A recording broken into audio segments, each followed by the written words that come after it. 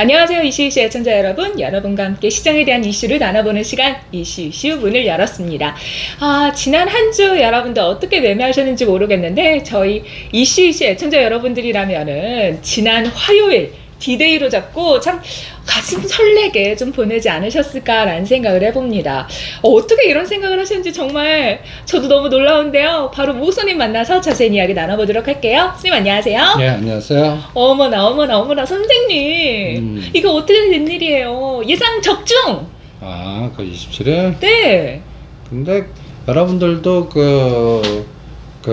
미국 셔먼 국무부 2인자하고 왕이 부장이 만나는 그거를 유추 해석하면 가능성을 확률적으로 예측할 수가 있었고, 그리고 그냥 확률 배팅, 확률 배팅한 게 그냥 운 좋게 맞은 거고, 거기에 집중하다 보니까 이제 장은 빠지는데 오늘까지는 북방주 에너지가 상당히 강한 것 같습니다. 근데 저는 내가 생각하는 100이라고 그러면 10%도 안 됐어 아직. 지금요? 그럼 선생님 우리가 이 10%밖에 안 됐는데 어떤 에너지가 나왔는지 그리고 앞으로 어떤 에너지가 나올지 얘기해보면 좋을 것 같아요.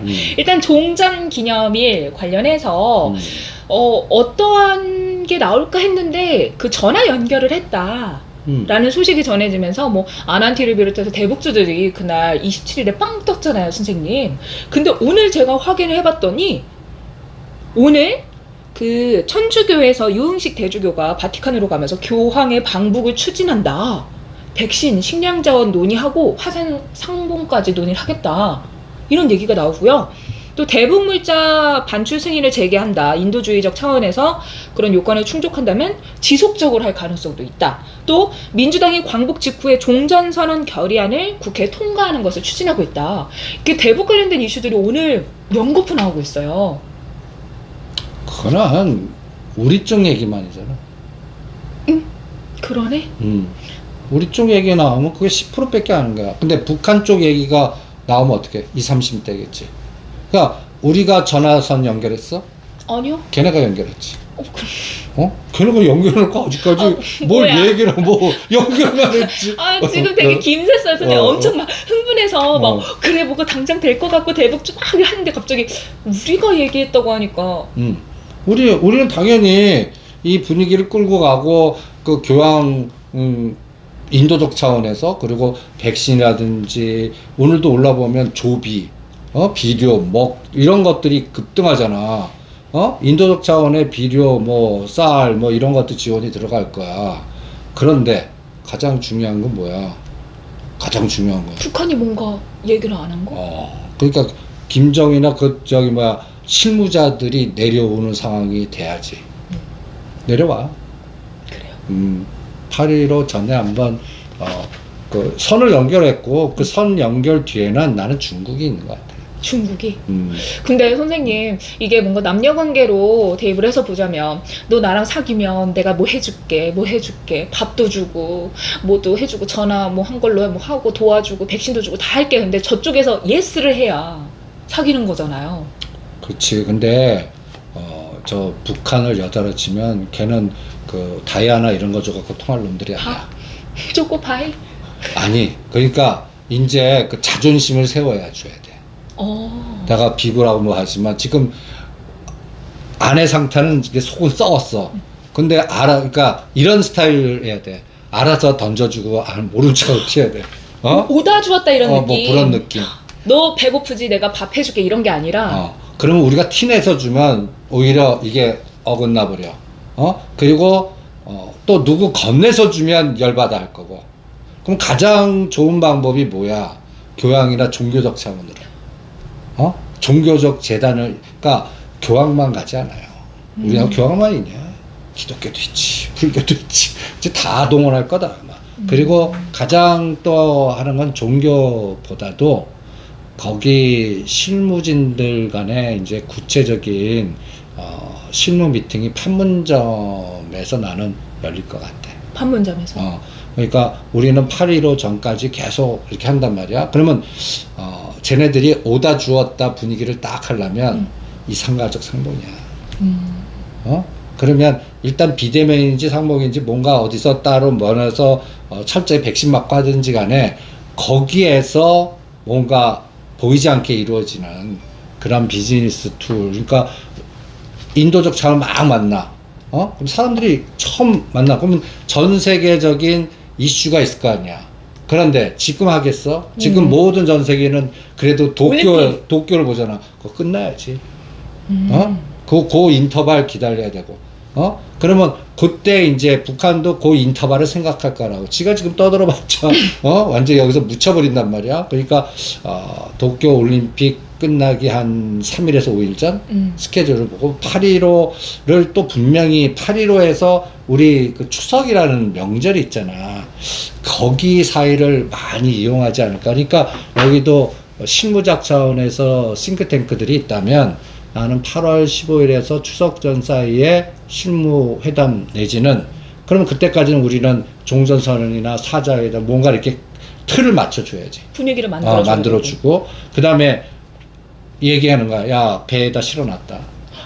어머, 이렇게 실어, 배에다, 얘기만 해. 떠난다. 뭐, 이렇게. 응? 그럼 부산이든 평택이든 뭐든, 그렇게. 요런 제스처들이 앞으로 짜자장 나오면, 예를 들어서 금강산에서 만날지 판문점 만날지 모르지만, 아난티에든 금강산 만나면 아난티는 또 승수효과가 더 나을 거나, 오늘 막판에 우량주에서 현대 엘리베이터가 팍 뛰었어. 1,200원이 올랐어. 와. 현대 로템이 2.4, 600원이 올랐어. 요게 그러니까 우리만 얘기하다가 북한이 얘기해서 만나지. 그러면 2%, 3%가 10%짜리가 나와.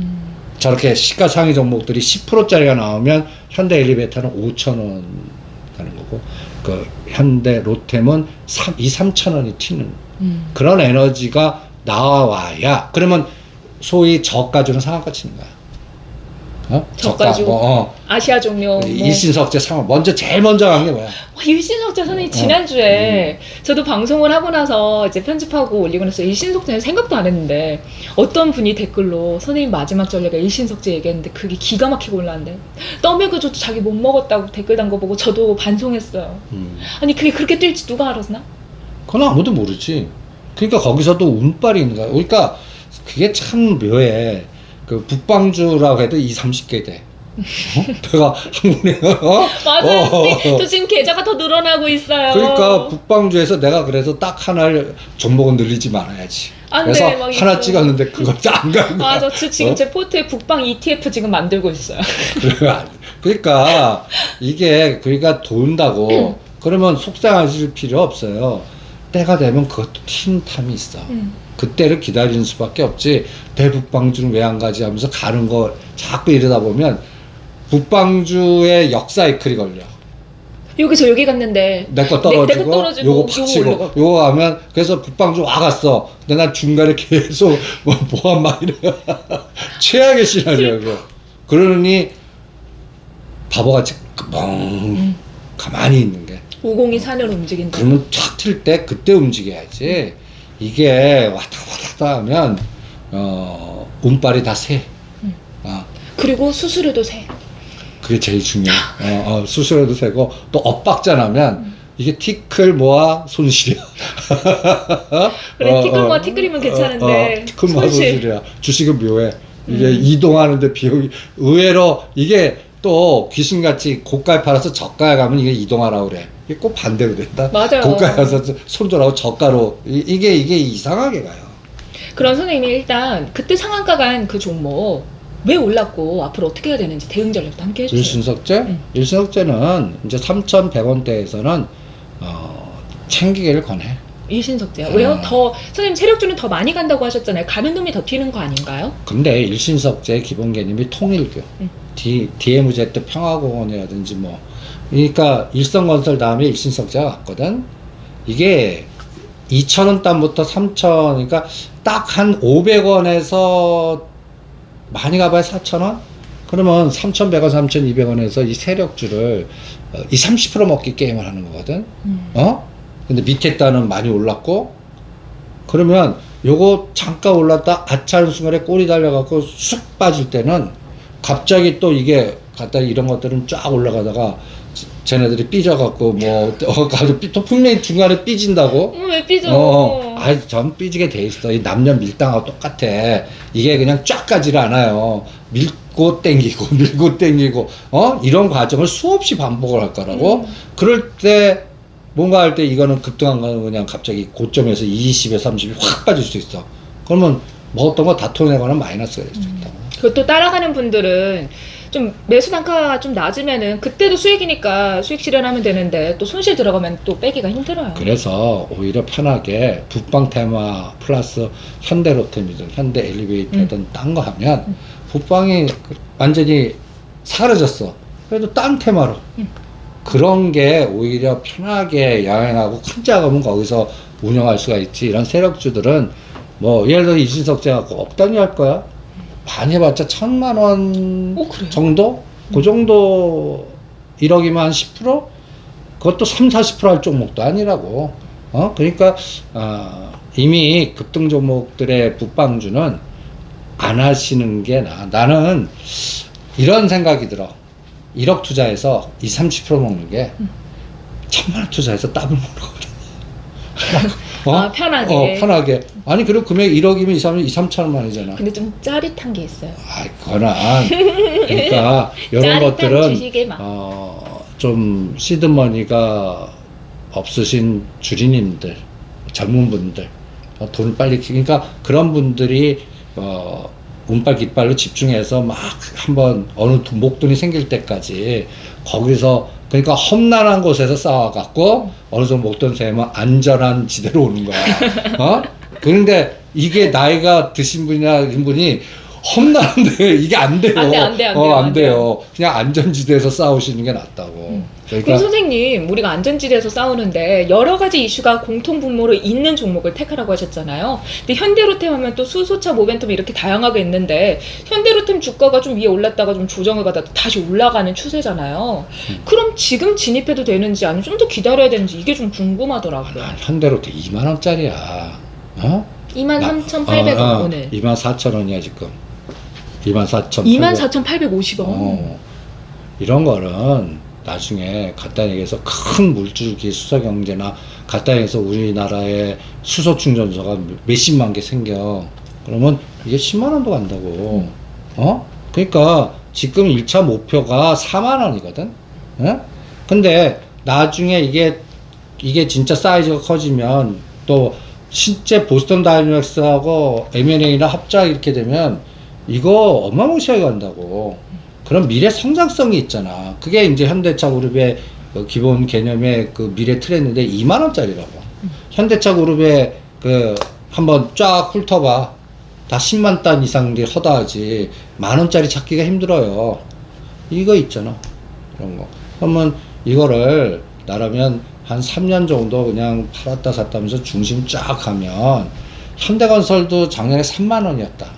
현대건설이요? 그게 6만 원 같다. 지금 조정이고 기아차가 3만 원이었어. 그게 10만 원까지 갔잖아. 그러니까 그런 어떤 큰 트렌드에서 편하게 할 거를 갖고 큰 자금을 눈덩이 굴리는 게 낫지. 이러한 세력주들은 먹어도 불안해.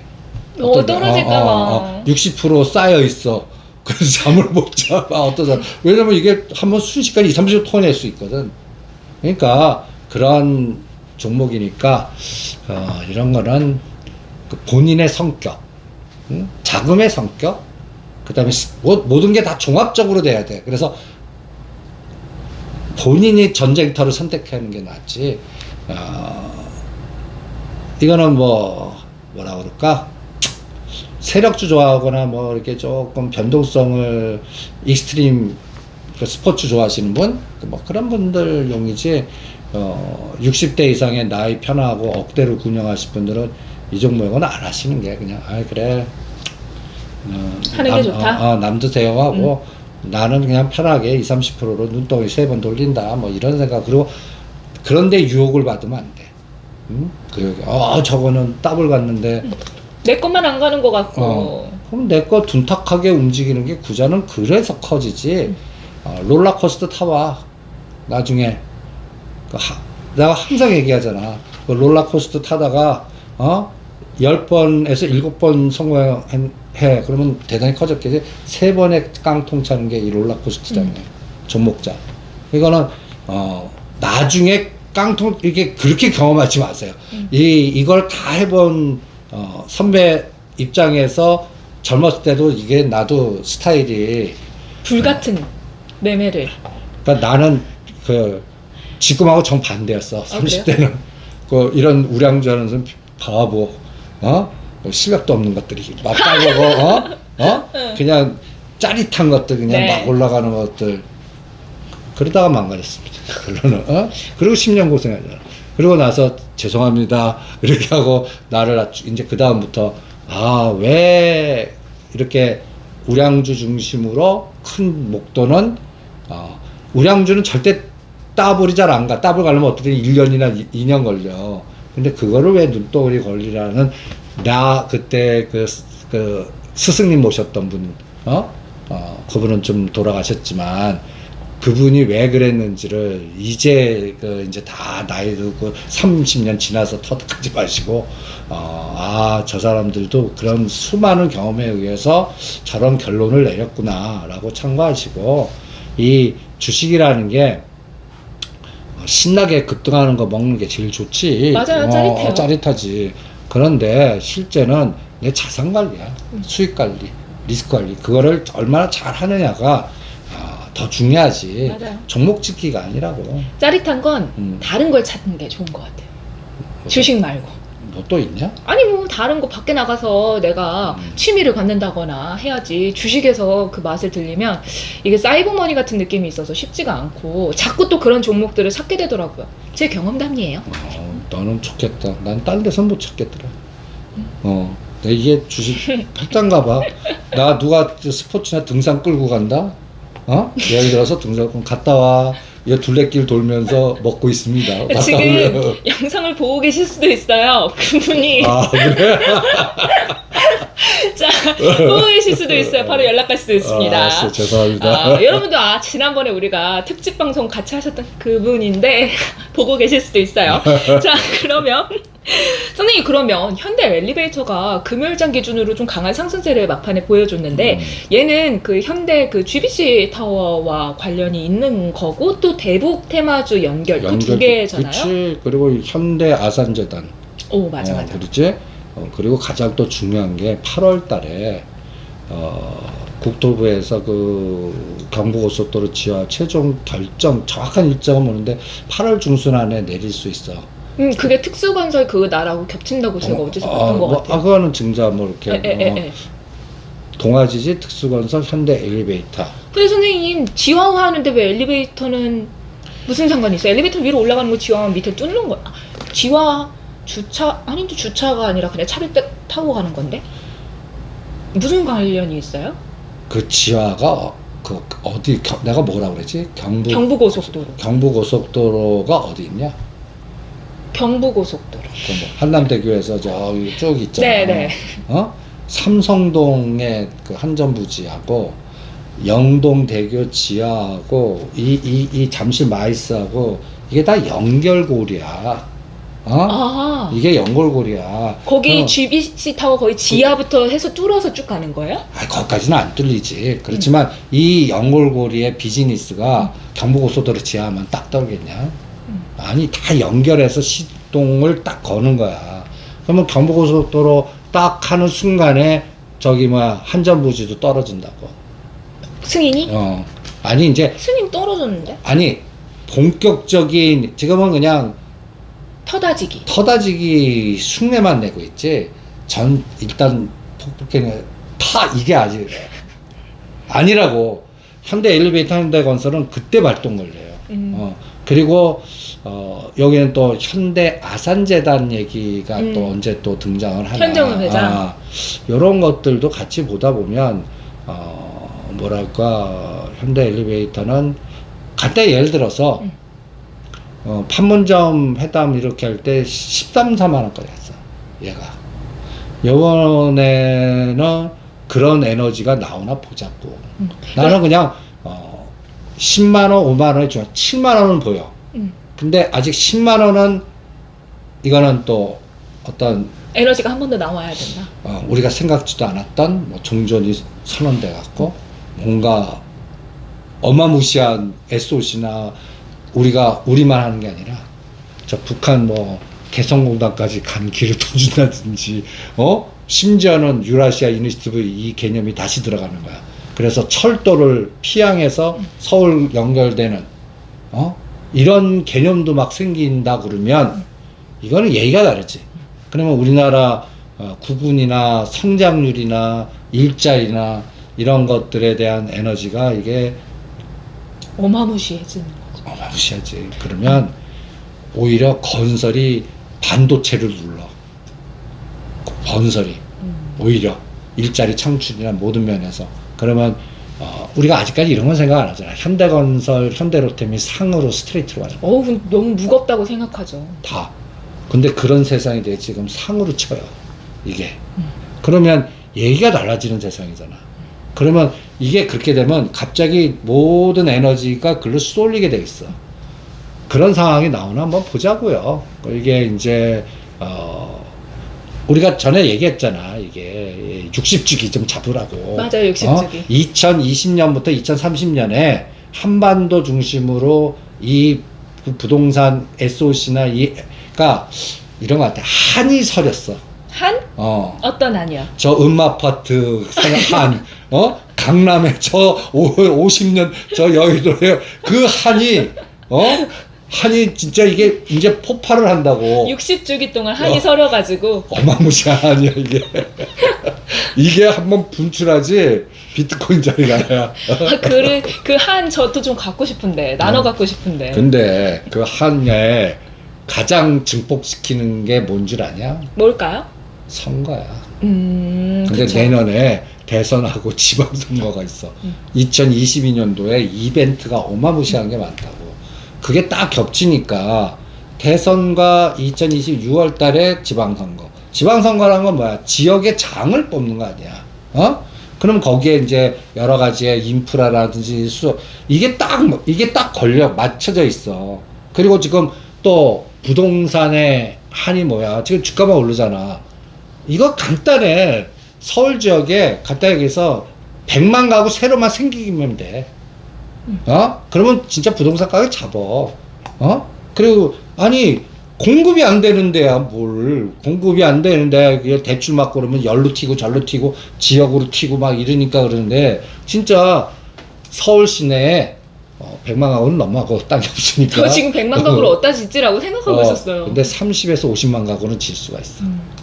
뭐 재건축을 재건축하고 재개발하고 저기 뭐 용산 이런 데에서도 하고 막 이러면 한 30에서 50만 가구는 바로 나와요. 그러면 그게 한 7년 정도 빠르면 한 2028년, 2030년 이게 그러면 선순환이 돼. 그러면 부동산 가격은 언제부터 잡히냐면 2025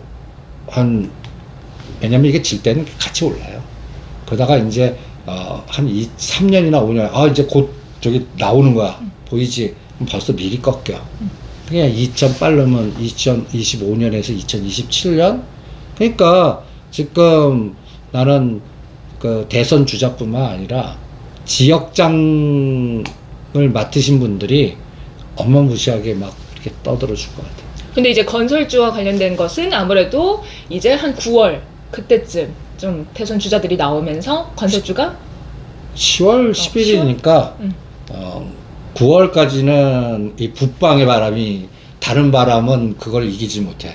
그러니까 북방의 회오리가 가고 이제 이산가족 진짜 지리가 돼. 그러면 그 다음부터는 대선의 그 지방선거의 바람이 같이 불어서 여기는 같이 겹치는 것도 있을 거고 혼자 가는 것도 있겠지.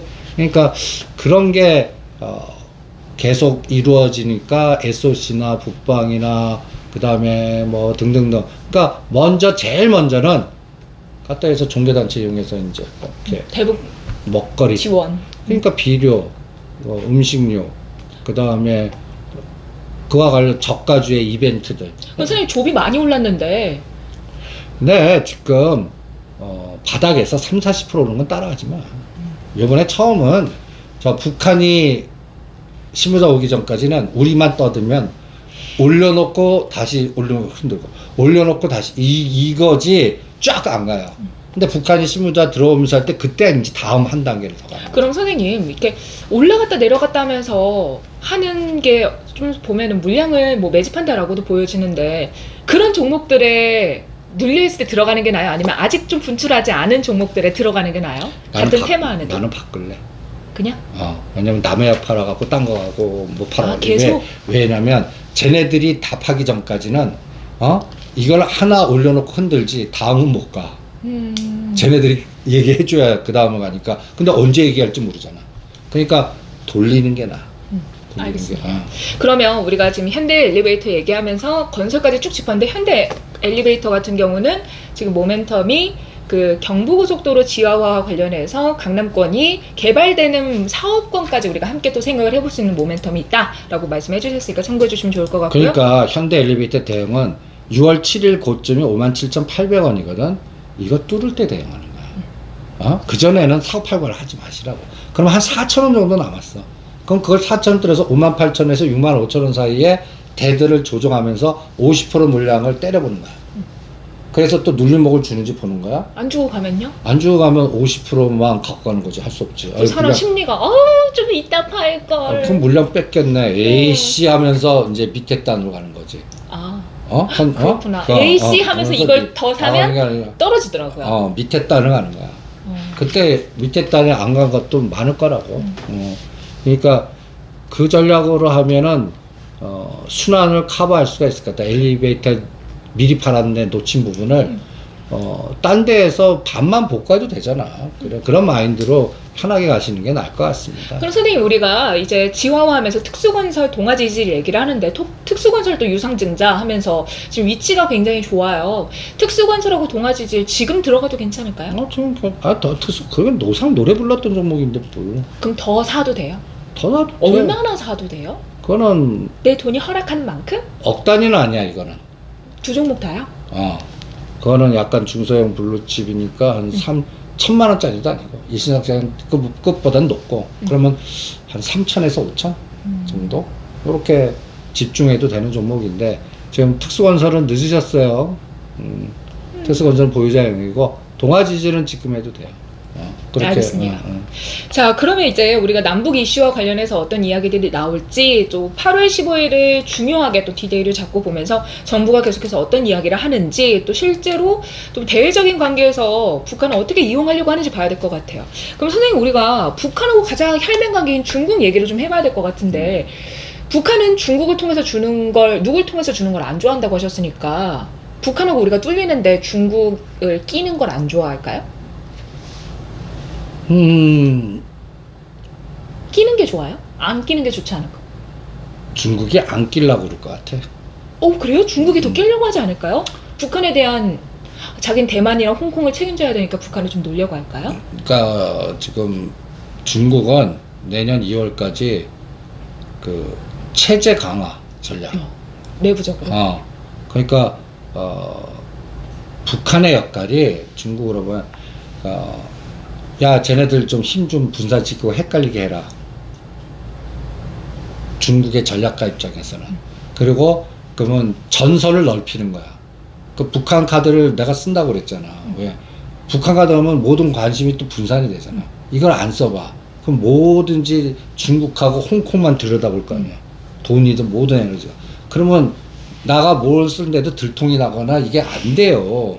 그러니까 분산 전략, 아프가니스탄, 중동, 그 다음에 또 동남아 이렇게 하면서 분산 전략을 딱 쓸 거라고. 네. 그 과정에서 중국은 내가 그러잖아. 홍위병 전략이라고. 내가 분명히 우리나라 그 전두환 대통령 때 그 과외 금지 같은 거 쟤네들 그러니까 항상 그거가 징후가 나왔거든. 그러니까 내가 엔터테인먼트를 안 할래요. 이 중국 이제 홍위병 전략으로 심지어는 그 옛날 그 전두환 대통령 때 우리 이렇게 보면 오렌지족이라고 있거든. 오렌지족이 아니야? 몰라요. 사실 근데 전두환 대통령 때 과외를 금지했어요? 왜요? 금지했어. 근데 저는 이 사교육을 금지하는 게 체제를 강화시키는 거랑 무슨 상관이냐? 똑똑한 사람들을 안 만들려고 하는 건가? 뭐 이런 생각도 들고 잘 연결관계가 이해가 안 되겠더라고요. 간단히 내가 그 공산당의 큰 직책을 갖고 있는 성장 간단히 얘기해서 어디 서울시장급 정도 돼. 자식들을 다 해외나 카나다나 호주나 미국에 그쵸. 유학을 보내. 그럼 걔네들은 아메리칸아이즈 사고로 된 거야. 갔다 와서 내 말 안 들어. 그런데 자식이니까. 근데 그 중에서 얘네들이 또 배운 거를 또 금융 배운 애들은 갖다 얘기해서 그 인터넷이든 이런 새로운 비즈니스 툴에 갑자기 조 단위의 또 아빠 힘도 있으니까 지네들끼리 해서 조 단위 부자들이 된 애들이 많아. 그런데 걔네들이 아메리칸아이즈 돼 있어. 그럼 시진핑 입장의 통치에서 가장 위험한 갖다 해서 말도 안 듣고, 돈도 있고, 백도 있고, 그런 애들이 아메리카나이즈 됐고, 딱 보면 인종이 달라. 인종이 달라. 우리 그러니까 그냥 중국 애들이지 머릿속은 우리 그 사회주의 공산당의 통치 이념 달라. 그냥 어떤 애는 미국애 같아. 걔네들이 10조, 20조를 들고 있어. 그런데다가 DDC형 보면 우리나라 국가 안보, 내가 왜 안보를 책임져야 되는데? 툭하면 이런 애들이라고. 그럼 내가 통치야. 걔네들 말살 정책 시켜야지. 그래서 사교육을 금지. 사교육, 그리고 이제 새로운 애 좀 많이 나. 그래서 풀어주잖아. 제가 걸 풀어주고 얘네들은 어떻게 하냐. 죽여버려요. 중국은. 그러니까 그냥 우리 같이 이렇게 뭐 풀하니까지 그냥 없애버려. 응? 그러니까 목숨을 죽인다는 게 아니라. 그러니까 경제적인 이런 거를 모든 뺏고 에너지를 손발을 이렇게 자른다라는 표현으로. 그러니까 그게 홍위병 전략이 뭐냐면 이게 간단한 전략이 아니야.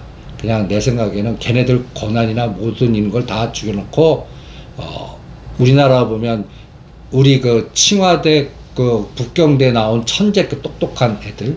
그런데 공산당원이면서 그럼 얘네들은 이런 거와 비슷해.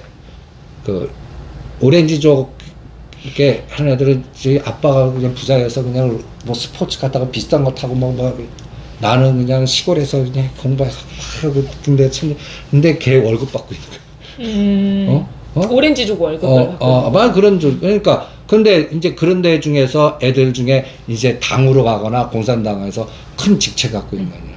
그런 애들은 제일 미워하는 거야, 걔네들. 그러니까 걔네들이 실권을 정책적으로 잡아서 행동대장으로 세우는 거야, 시진핑. 그래서 이쪽 말살, 이쪽 말살하고 거기에다가 얘네들 중심으로 호흡해서 얘네들이 그걸 점령하게끔 만드는. 그게 3년에서 길면 10년 걸려요. 그러니까 이게 그 뭐라 그럴까, 홍위병 전략이 이 사상의 전략이고, 그 다음에 그동안에 이 비즈니스 툴이 다 국가를 통제를 벗어날 수 있는 파트들이야. SNS, 인터넷, 비트코인, 그 다음에 디디추신 보면 또 교육, 그 다음에 또 우버 같은 공유경제, 이런 것들 하다 보면 통제권이 민간으로 간다고. 그러면 중앙당 중심으로 모든 게 그러니까 어떤 증권 전문가가 이런 얘기 하더라. 중국 시진핑은 나 보호받고 감시당해서 좋아요라는 사람, 행복한 감시 세계, 그런 애들끼리만 살게끔 도시화, 스마트 시티가 빅브라더 사정인 거거든. 다 들여다볼 수 있으니까. 그걸 너 잘났다고 그 앨런 머스크 같은 애들가 톡톡 튀어나와서 나라를 세우겠습니다라고 이러고 헤쳐모여. 그럼 또 그 추종자들이 얼마나 많겠어? 인구가 적게 많은데. 그러면 이게 분열이 돼버린다고. 그거를 가장 무서워하는 게 이제 현 지도부 같아. 여기서 때려잡지 않으면 큰일 난다. 그래서 내가 비트코인도 허락 안 할 테니까 때려라. 그 다음에 이게 홍위병 전략이 이게 단순한 전략이 아니다. 그러면 사상과 연관된. 그래서 요번에 그 다음 타자가 텐센트 같아. 그러니까 선생님 이게 막 빅테크 기업 규제하고 사교육 금지하고 이런 것들이 지금 다 돌아가면서 나오잖아요. 근데 그게 텐센트라는 건 또 결제니까 이것도 테크 그쪽으로 들어갈 수 있는 거잖아요. 그러니까 민간으로 가고 있는